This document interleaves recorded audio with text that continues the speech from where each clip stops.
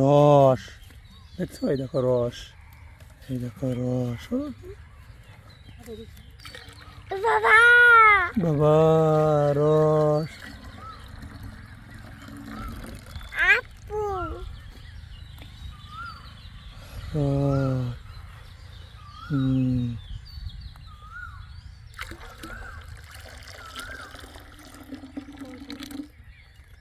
ওটা ওটা বাড়িছে ওটা ওটা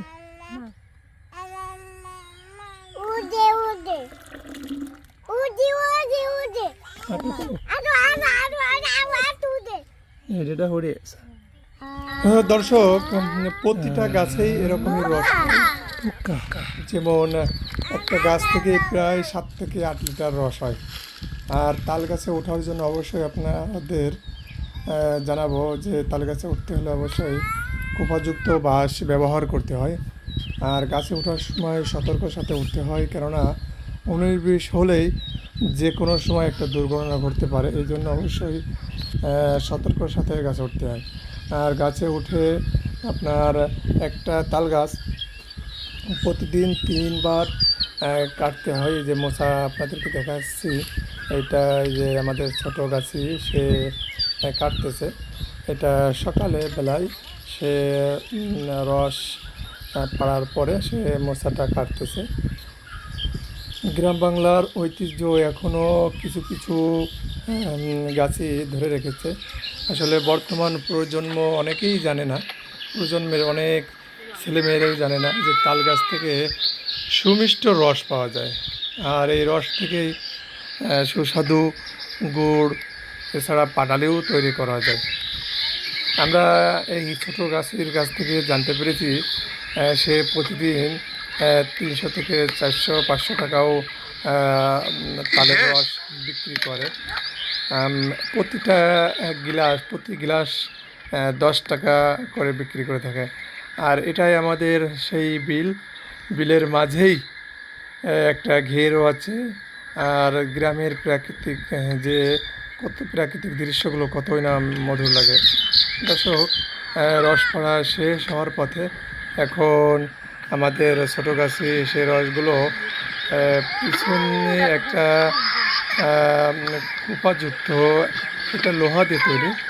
আসলে এটা দিয়েই বাঁধিয়ে ভাঁড়গুলো পাড়তে হয়, কেননা হাত দ্বারা প্রতিটা পাত্র নিয়ে নামা খুবই কষ্টকর। এই জন্য মাজায় দড়ির মাধ্যমে সে একটা ব্যাকা মতন খোপাযুক্ত, এটা কাঠ দিয়েও তৈরি করা যায়, এছাড়া আপনার বাঁশ দিয়েও তৈরি করা যায়, আবার লোহা দিয়েও তৈরি করা যায়।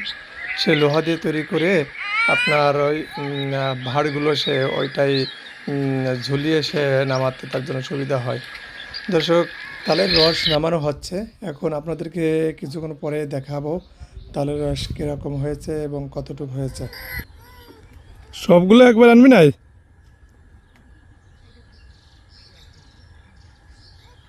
সাবধান।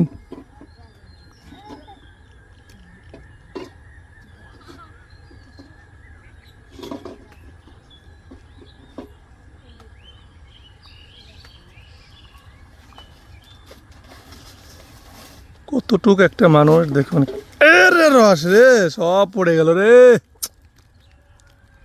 তুই একবার আনার দরকার ছিল কি রে?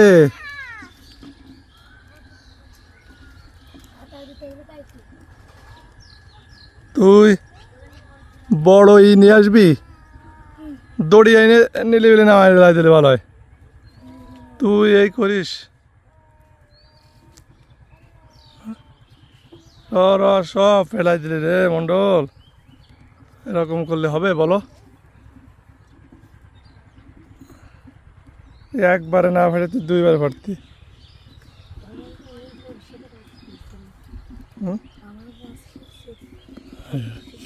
এটা একটু নেই রে মন্ডল। এইটা কীভাবে কী করো? এটা তো তুই এমনভাবে দিয়ে রাখছিস। হ্যাঁ নে, ওইটাকে আর এটা দিতেছি। দাঁড়া দাঁড়া,